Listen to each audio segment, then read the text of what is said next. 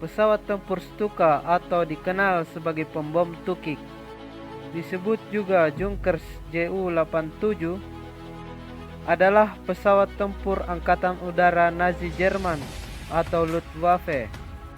Pesawat tempur ini berukuran kecil, sehingga mampu bermanuver di udara dan dengan mudah menyerang target darat dengan akurat dengan cara menukik. Diikuti suara sirene yang dihasilkan saat menukik memberikan efek psikologis menakutkan bagi musuh. Stuka menjadi faktor kunci kemenangan Nazi Jerman dalam serangan kilat Blitzkrieg. Pada era Perang Dunia Kedua, pesawat Stuka dirancang oleh Hans Pohlmann. Pertama kali mengudara pada tahun 1935 ketika perjanjian Versailles masih membatasi Jerman memiliki dan mengembangkan teknologi dan persenjataan militer, termasuk pesawat tempur dan juga tank. Akan tetapi, secara diam-diam, Jerman berhasil mengakali perjanjian Versailles dan secara rahasia bekerja sama dengan Swedia memproduksi Stuka di Swedia. Kemudian, Stuka dikirim ke Jerman. Mesin yang digunakan Stuka pada awalnya menggunakan mesin Rolls-Royce Kestrel yang sebetulnya buatan Inggris. Ironisnya, Stuka digunakan Nazi Jerman pada 1940 untuk membombardir Inggris. Produksi serta pengembangan pesawat Stuka Ju-87 yang awalnya dirahasiakan menjadi terang-terangan ketika kekuasaan Hitler di Jerman semakin kuat. Stuka menjadi pesawat pengebom andalan Jerman. Pada 1936 terjadi insiden akibat masalah mesin. Solusi untuk mengganti mesin pun dicetuskan. Sejumlah tipe mesin disematkan ke pesawat Stuka. Di antaranya Jumo 210A dan Jumo 210G. Selain itu, pesawat ini juga pernah disematkan mesin Heinkel HE-118. Namun, karena mengalami kendala, Stuka kembali menggunakan mesin Jumo 210. Berbagai tipe Stuka pernah diproduksi. Kehebatan Stuka dalam melakukan pengeboman sangat mengagumkan banyak pihak saat itu.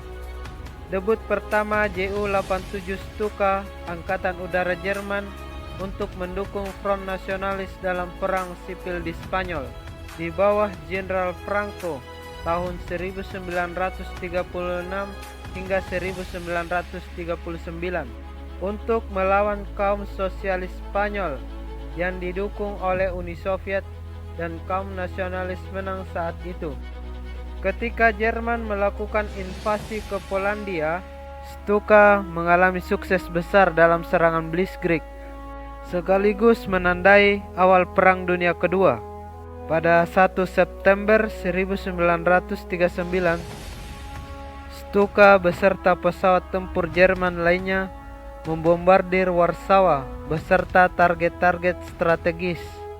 Selain itu, pesawat ini sangat berperan besar dalam serangan kilat Jerman yang menjatuhkan Perancis, Belgia, Belanda beserta negara-negara Eropa lainnya dalam kekuasaan Nazi Jerman.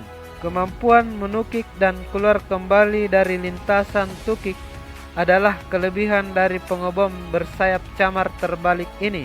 Karena dapat mengakuratkan pengeboman, juga mekanisme akan kembali secara otomatis. Namun, kiprah Stuka mengalami persaingan dengan pesawat sekutu. Ketika serangan ke Inggris Raya, pesawat-pesawat Stuka harus berhadapan dengan pesawat-pesawat Spitfire RAF Inggris yang turun ke lapangan. Walaupun Luftwaffe menang, tapi 60 pesawat Stuka dapat ditembak jatuh hanya dalam waktu sepekan. Untuk mengakalinya, maka Stuka sering dikawal pesawat fighter. Selain itu, Stuka dikembangkan sebagai pengebom malam hari. Kemudian, Stuka ditambahkan dari kaliber senapan mesinnya hingga ditambahkan meriam anti-tank. Dan ketika Jerman memutuskan untuk menginvasi Uni Soviet dalam pertempuran pertama di Kursk pada 1943 sampai 1944, Stuka mengalami kekalahan melawan pesawat serang darat Ilyushin Il-Sturmovik.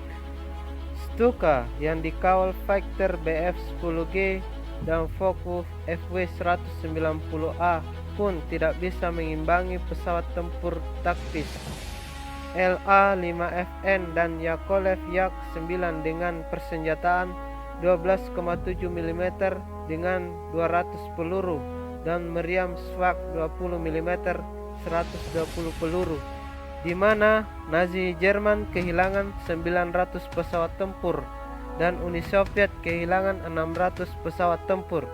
Setelah itu, Stuka perannya pun digeser menjadi pesawat pendukung dekat karena pesawat Stuka tidak sanggup lagi untuk selalu dikawal fighter. Namun, peran pesawat Stuka Ju-87 selalu dikenang sebagai fenomena di Perang Dunia Kedua dan terus dipakai hingga akhir Perang Dunia Kedua. Itulah sekilas tentang pesawat legendaris pembom tukik Angkatan Udara Jerman, The Legend of World War II, Ju-87 Stuka.